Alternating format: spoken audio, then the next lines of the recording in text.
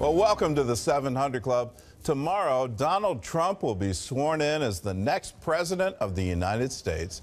The new Republican Congress has already taken office, and they're ready to work with the president on his top priorities. Those issues include repealing and replacing Obamacare, strengthening the economy, and rebuilding the military.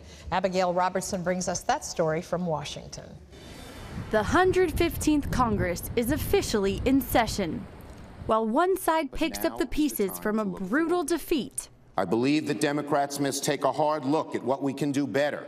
Republicans have hit the ground running, preparing to take full advantage of their three-branch lead. Top of the conservative priority list is repealing Obamacare. Budget resolutions that dismantle the act have already passed both the House and Senate, but not all Republicans supported them. Senator Rand Paul, one of the few who voted against party lines, says he's in favor of repealing the law as soon as possible, but not if it adds $9 trillion to the debt. My point to them was, why don't we introduce a budget that actually balances? My hope is to, at the same time we repeal Obamacare, which I will vote for, is also to have a separate vote on replacing Obamacare. Another pressing matter, boosting the military. We need to rebuild our military. It's in very bad shape. It's been cut by 21%, while other adversaries have increased their capabilities to the point where they're closing the gap between ourselves and them. Both parties in the House and Senate show discontent with the United Nations' latest resolution against Israel. We need to stand behind our friends in Israel who practice democracy, not terrorism.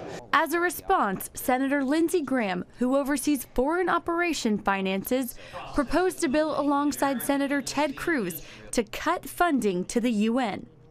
U.S. taxpayers cover more than a fifth of that annual budget. I went up 2 months ago and I told the new incoming UN Secretary, if in the last days of the Obama administration you pass a resolution condemning Israel for their settlement policies, picking that out of all the issues in the Mideast, then you're going to run afoul of Senator Graham. Senator Graham can be a harsh critic of the president-elect, but is supportive of Trump's promises for conservative reform. President-elect Trump says he wants to rebuild the military. Count me in.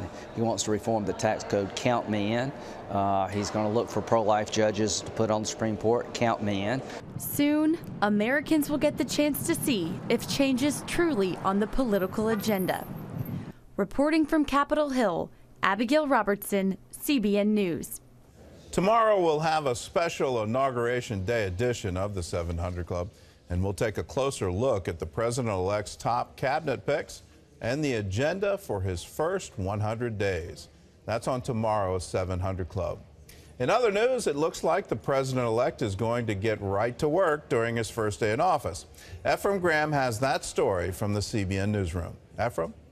Gordon, Donald Trump is set to hand down as many as 5 new executive orders tomorrow, the same day he takes the oath of office. That is the word from Trump's transition team.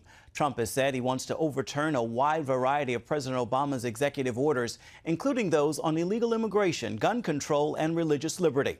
Trump could take action on some of those tomorrow or in the days ahead.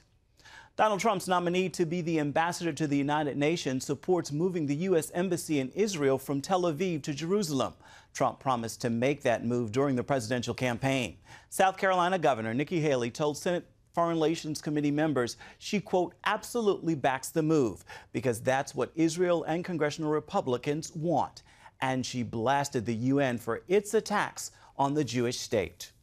Nowhere has the UN's failure been more consistent and more outrageous than its bias against our close ally, Israel.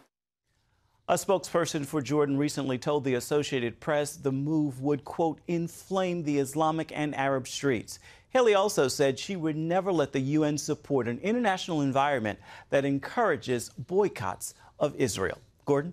Well, it's been an interesting time here with these various candidates for cabinet positions, but I really applaud what Governor Haley is saying. And we need to recognize that the streets in the Middle East are already inflamed. And it's got nothing to do with Israel. It has to do with civil war in Syria, continuing unrest in Iraq, the rise of radical Islam, in the form of ISIS. And all of this, and all of the diplomatic history of the past 8 years, all it's done is embolden the boycott, divestment, sanction movement. And it's about time we support Israel and say we're not backing off of that. When you're not willing to recognize Israel's right to exist, well, you have no place at a negotiation table. We'll be back with more of the 700 Club after this.